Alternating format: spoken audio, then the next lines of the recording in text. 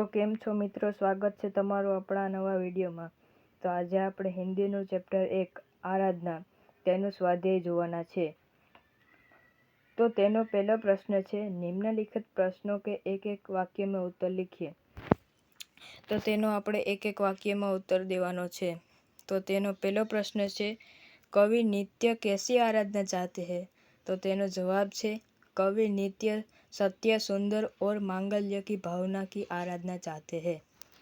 ત્યાર પછીનો બીજો પ્રશ્ન છે, कवि कैसी मनोकामना चाहते हैं? तो तेनो जवाब છે, कवि दुखी लोग दुखों से मुक्त हो ऐसी मनोकामना चाहते हैं। ત્યારબાદ ત્રીજો પ્રશ્ન છે, कवि दुर्बलों के रक्षणार्थ किसकी साधना करते हैं?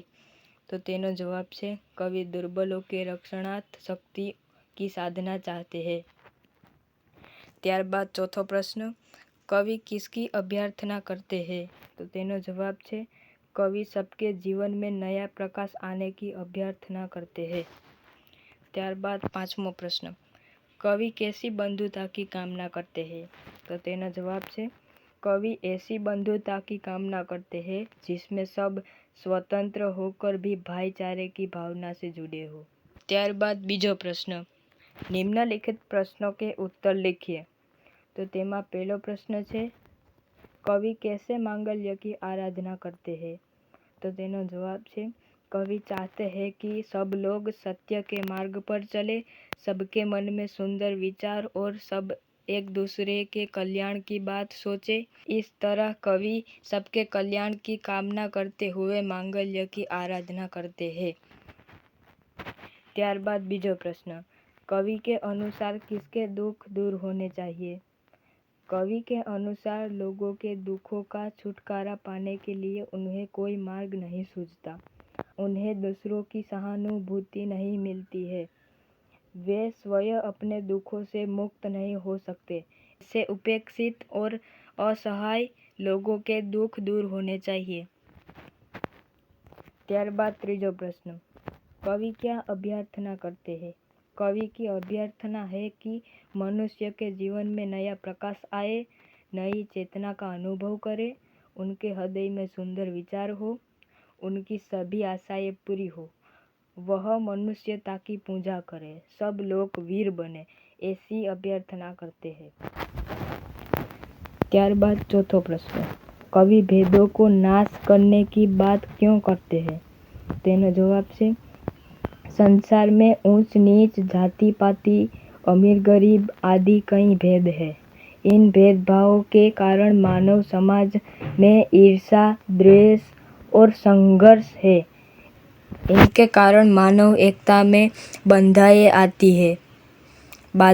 आती है और हमारा विश्व बंधुत्व का सपना पूरा नहीं होता। इसीलिए कवि इन भेदों को नाश करने की बात करते हैं। ત્યારબાદ ત્રીજો પ્રશ્ન, નિમ્નલિખિત કાવ્ય પંક્તિ का आशय स्पष्ट कीजिए। તો આનો આપણે જે કહેવા માંગે છે તે લખવાનું છે। તો તેમાં પહેલો પ્રશ્ન છે, देह मंदिर चित्त मंदिर एक ही है प्रार्थना, सत्य सुंदर मांगल्य की नित्य हो आराधना। तो तेनो जवाब છે, कवि वसंत बापट उदार हृदय और ऊंची दृष्टि के कवि है। उनके चित्त और देह की एक ही है प्रार्थना है कि लोग अच्छा काम करें और सत्य के मार्ग पर चले, उनके हृदय में सुंदर विचार हो, जो स्वार्थ त्याग कर सबके हित की बात सोचे। ત્યારબાદ બીજો પ્રશ્ન, भेद सभी अस्त होवे बैर और वासना, मानवों की एकता ही पूर्ण हो कल्पना, मुक्त हम चाहे एक ही है बंधुता की कल्पना। तो तेनो जवाब છે, आज दुनिया में जाति भेद, वर्ग भेद, रंग भेद आदि कई भेद बने हुए हैं।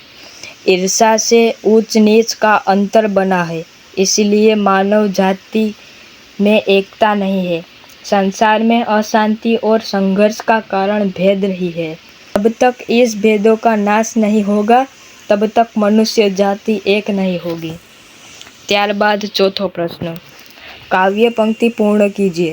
तो तेनो पहलू से देह मंदिर चित्त मंदिर एक ही है ખાલી જગ્યા પૌરુષ કી સાધના, તેની ખાલી જગ્યામાં આપણે લખવાનું છે.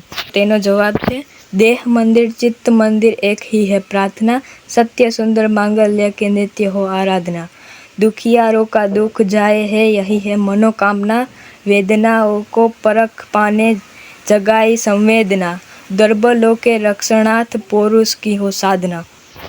ત્યારબાદ છે બીજો પ્રશ્ન, જીવન में नव तेज हो खाली જગ્યા બંધુતા की कामना. તો આની ખાલી જગ્યામાં આપણે લખવાનું છે.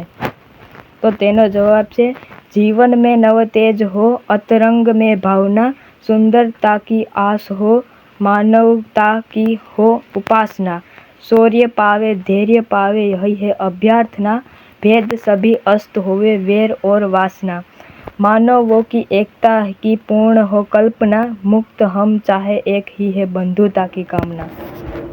ત્યારબાદ છે પાંચમો પ્રશ્ન, વિરોધાર્થી શબ્દ લખીએ. તો તેના આપણે વિરોધાર્થી શબ્દ લખવાના છે. તો તેમાં પહેલો છે દુઃખ, તો તેમાં આવશે સુખ. ત્યારબાદ છે જીવન, તો તેનો આવશે મરણ. ત્યારબાદ છે ત્રીજું સત્ય, તો છે અસત્ય.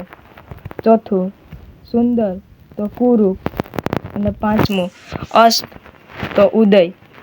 તો મિત્રો આજના આ વિડીયોમાં એટલું જ. આગળના વિડીયોમાં મળીએ. આ વિડીયો સારો લાગ્યો હોય તો લાઈક કરી દેજો અને સબસ્ક્રાઈબ પણ જરૂરથી કરી દેજો અને મિત્રોને શેર કરવાનું ભૂલતા નહીં.